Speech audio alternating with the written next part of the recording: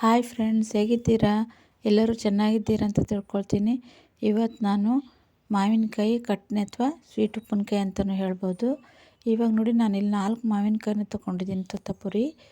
ಇದನ್ನು ಚೆನ್ನಾಗಿ ತೊಳೆದು ಈಗ ಸಣ್ಣದಾಗಿ ಹೆಚ್ಚಿಟ್ಕೊಂಡಿದ್ದೀನಿ.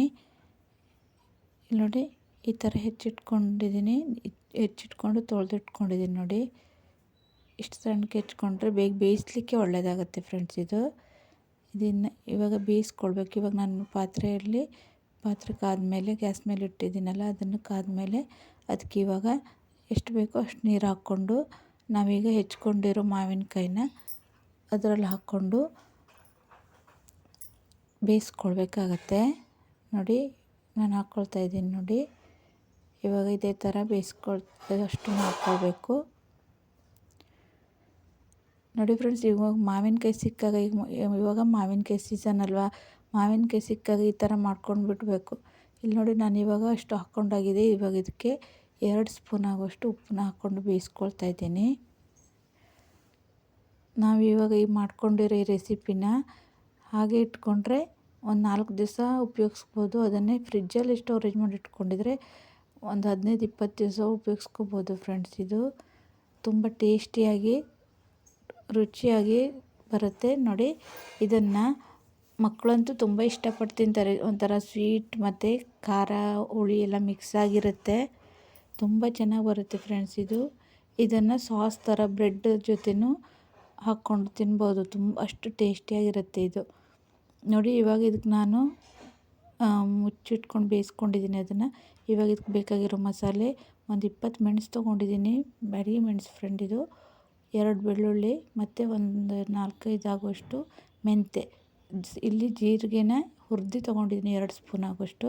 ಇವಾಗ ಅದನ್ನು ಮಿಕ್ಸಿಯಲ್ಲಿ ರುಬ್ಕೊಂಡು ಬರಬೇಕು. ಇವಾಗ ನೋಡಿ, ಇದು ಬೆಂದಿದೆ ಅಂತ ನೋಡ್ಕೊಳ್ಳೋಣ ಫಸ್ಟು. ನೋಡಿ, ಬೆಂದಿದೆ ಇದು ನೋಡಿ. ಇಷ್ಟಾದರೆ ಸಾಕಾಗುತ್ತೆ. ಬೆಂದಿದೆ ಅಂದರೆ ಸಣ್ಣದಾಗಿ ಹೆಚ್ಕೊಂಡ್ರೆ ಬೇಗ ಬೇಯುತ್ತೆ ಇದು ನೋಡಿ. ಫ್ರೆಂಡ್ಸ್, ಯಾರೆಲ್ಲ ನನ್ನ ಚಾನಲ್ನ ನೋಡ್ತಾ ಇದ್ದೀರೋ ದಯವಿಟ್ಟು ನನ್ನ ಚಾನಲ್ನ ಸಬ್ಸ್ಕ್ರೈಬ್ ಮಾಡೋದನ್ನು ಮರಿಬೇಡಿ ಪ್ಲೀಸ್. ಇವಾಗ ಬೆಂದಾದಮೇಲೆ ಇವಾಗ ಇದಕ್ಕೆ ನಾನು ಒಂದು ಅಚ್ಚು ನೋಡಿ ಪೂರ್ತಿ ಹಾಕ್ಕೊಂಡಿದ್ದೀನಿ, ಮತ್ತು ಒಂದು ಅರ್ಧ ಅಚ್ಚು ಹಾಕ್ಕೊಳ್ತಾ ಇದ್ದೀನಿ ನೋಡಿ.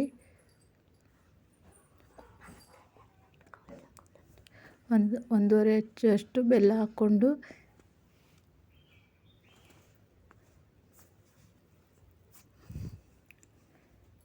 ನಾನು ಡೈರೆಕ್ಟ್ ಹಾಕ್ಕೊಂಡಿದ್ದೀನಿ ಫ್ರೆಂಡ್ಸ್. ಇದರಲ್ಲಿ ಕಸ ಏನೂ ಇರಲ್ಲ ನೋಡಿ.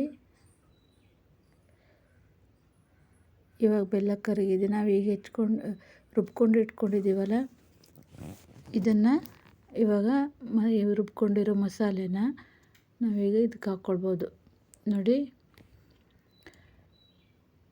ಈ ಥರ ಮಾಡ್ಕೊಂಡಿದ್ದು ಇವಾಗ ಹಾಕ್ಕೊಳ್ಬೋದು ನೋಡಿ. ತುಂಬ ಚೆನ್ನಾಗಿ ಬರುತ್ತೆ ಫ್ರೆಂಡ್.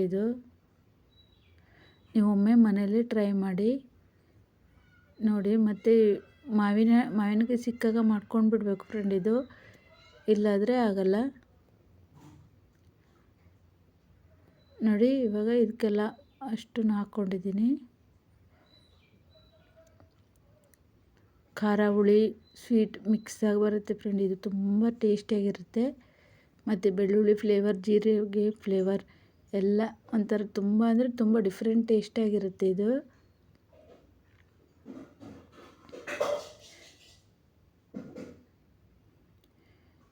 ಮಕ್ಕಳಂತಲ್ಲ ಫ್ರೆಂಡ್, ಎಲ್ಲರೂ ಇಷ್ಟಪಟ್ಟೆ ತಿಂತಾರೆ. ಅಂದರೆ ಅಷ್ಟು ಟೇಸ್ಟಿಯಾಗಿ ಬರುತ್ತೆ. ಹುಳಿ, ಖಾರ ಮತ್ತು ಉಪ್ಪು. ನೀವೊಮ್ಮೆ ಮನೇಲಿ ಟ್ರೈ ಮಾಡಿ ನೋಡಿ ಹೇಗೆ ಬಂದಿದೆ ಅಂತ ಕಮೆಂಟಲ್ಲಿ ತಿಳಿಸಿ ಫ್ರೆಂಡ್ಸ್. ದಯವಿಟ್ಟು ಶೇರ್ ಮಾಡೋದನ್ನು ಮರಿಬೇಡಿ, ಲೈಕ್ ಮಾಡಿ ಫ್ರೆಂಡ್. ನೋಡಿ, ಇವಾಗ ಇದು ಹಾಕಾದ್ಮೇಲೆ ಚೆನ್ನಾಗಿ ಮಿಕ್ಸ್ ಮಾಡ್ಕೊಳ್ಬೇಕು ನೋಡಿ. ಇವಾಗ ಕುದಿಲಿಕ್ಕೆ ಸ್ಟಾರ್ಟ್ ಆಗಿದೆ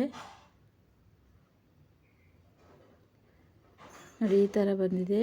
ಇದು ಸ್ವಲ್ಪ ಕುದ್ದಿದ ಮೇಲೆ ಇನ್ನೂ ಸ್ವಲ್ಪ ಗಟ್ಟಿಯಾಗಿ ಬರುತ್ತೆ.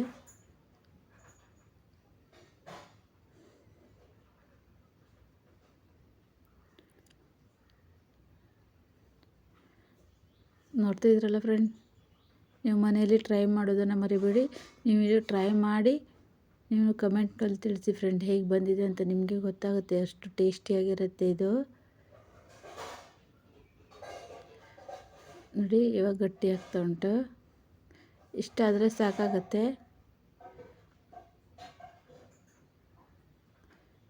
ನೋಡಿ ತುಂಬ ಟೇಸ್ಟಿಯಾಗಿ ಬರುತ್ತೆ. ನೋಡಿ ಇವಾಗ ಇದಕ್ಕೆ ನಾನು ಸ್ವಲ್ಪ ಹೊತ್ತು ಮುಚ್ಚಿಟ್ಕೊಂಡು ಬೇಯಿಸ್ಕೊಳ್ತೀನಿ, ಕುದಿಸ್ಕೊಳ್ತೀನಿ ಸಾರಿ. ನೋಡಿ ಇವಾಗ ಇದಕ್ಕೆ ನಾನು ಒಗ್ಗರಣೆ ಇದಾಗಿದೆ, ಒಗ್ಗರಣೆಗೆ ಈಗ ರೆಡಿ ಮಾಡ್ಕೊಳ್ತಾ ಇದ್ದೀನಿ. ನಾನಿಲ್ಲಿ ಸ್ವಲ್ಪ ತೆಂಗಿನೆಣ್ಣೆ ಹಾಕ್ಕೊಂಡಿದ್ದೀನಿ ಒಂದು ಪಾತ್ರೆಗೆ. ಅದಕ್ಕೆ 1 ಸ್ಪೂನ್ ಆಗೋಷ್ಟು ಸಾಸಿವೆ ಮತ್ತು ಒಂದು ಬೆಳ್ಳುಳ್ಳಿನ 4-5 ಎಸ್ಲು ಬೆಳ್ಳುಳ್ಳಿನ ಜಜ್ಜಿ ಹಾಕ್ಕೊಂಡಿದ್ದೀನಿ. ಆಮೇಲೆ ಕರಿಬೇವಿನ ಸೊಪ್ಪನ್ನ ಹಾಕ್ಕೊಳ್ತಾ ಇದ್ದೀನಿ ನೋಡಿ. ನಂತರ ಇದಕ್ಕೆ ಹಿಂಗೆ ಹಾಕ್ಕೊಳ್ತಾ ಇದ್ದೀನಿ ನೋಡಿ. ಒಂದು ಚಿಟಿಕೆ ಆಗೋಷ್ಟು ಹಾಕ್ಕೊಂಡಿದ್ದೀನಿ. ಇದು ಆವಾಗ ಚಟ್ಪಟ ಅಂತ ಸಿಡಿದ್ಮೇಲೆ ಇವಾಗ ನೋಡಿ ನಾವು ರೆಡಿ ಮಾಡಿ ಇಟ್ಕೊಂಡಿರೋ ಈ ಮಾವಿನಕಾಯಿ ರೆಸಿಪಿಗೆ ಹಾಕ್ಕೊಂಡು ಬಿಡಬೇಕು ಉಪ್ಪಿನಕಾಯಿಗೆ. ನೋಡಿ ಕಲರ್ ನೋಡಿ ಫ್ರೆಂಡ್ ಇದು ಹೇಗೆ ಬಂದಿದೆ ಅಂತ. ನೀವು ಒಮ್ಮೆ ಮಾಡಿ ಆಮೇಲೆ ಬೇರೆ ಪಾತ್ರೆಗೆ ನಮಗೆ ಬೇಕಾದ ಪಾತ್ರೆಗೆ ಸ್ಟೋರೇಜ್ ಮಾಡ್ಕೊಬೋದು.